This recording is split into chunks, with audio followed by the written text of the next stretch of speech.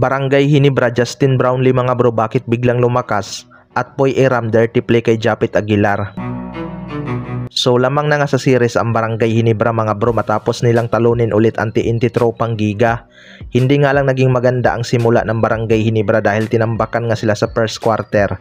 Pero biglang nag-counter run naman ang Barangay Hinebra sa second quarter kaya naidikit nila ang laban. Naging physical nga lang ang laban na to at duguan pa sa ilong si Japit Aguilar matapos tamaan ng siko ni Poy Eram. Maraming ang Hinebra fans ang nagalit kay Poy Eram dahil napaka-dirty player nga daw nito.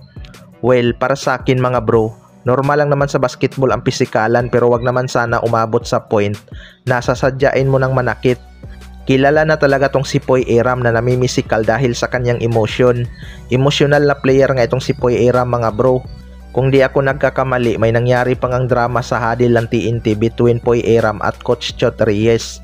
Mabuti na lang talaga at hindi naman ganun kalakas ang tama ng kanyang siko kay Japit Aguilar pero dumugo pa rin ang ilong ni Japit. Natawagan din naman ng technical foul itong si Poy Eram pero kung malakas talaga ang pagkakatama doon siguradong flagrant foul talaga ang itawag sa kanya at posible pang ma-eject. Malaking bagay pa naman si Japit Aguilar sa depensa ng Barangay Hinebra. Sana lang ay walang ibang masakta na player itong si Poy Eram. Sa kabilang banda naman mga bro, Justin Brownlee bakit biglang lumakas? Hindi nga inaasahan ng lahat mga bro na ma-upset ng Barangay Hinebra ang TNT sa dalawang laro matapos magtamo ng injury si Justin Brownlee sa kanyang kamay. Wala ngang may gusto na magka-injury ang isang player pero parang naging blessing pa nga ito sa Barangay Hinebra dahil ginanahan nga ang mga locals na mag-step up. Sino ba naman kasing hindi mahihiya kung di kakayod sa laro lalo pat may injury nga gustong maglaro, 'di ba? Marami nga nakapansin na parang mas lumakas si Justin Brownlee matapos ma-injured ang kanyang kamay at mas tumaas ang accuracy ng kanyang shooting. Kung makikita nyo mga bro sa Game 4 at Game 5 parehong double-double nga ang kanyang kinamada.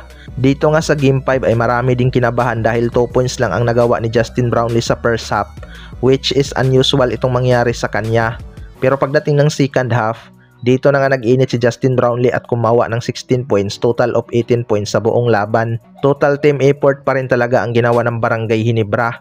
Sobrang taas din talaga ng basketball IQ ni Justin Brownlee mga bro. Hindi nga siya masyadong nagpagod sa first half dahil iba-iba ang bumabantay sa kanya at nireserve niya ang kanyang energy sa second half. Halos hindi na nga mapigilan si Justin Brownlee dito sa second half, bagay na nahirapan ang TNT tropang Giga. Dito mo talaga makikita ang kagustuhan ni Justin Brownlee makabawi kay RHG mga bro. Kahit injured ang isang daliri, pinilit pa ring maglaro. Kayo mga bro, ano masasabi nyo tungkol dito?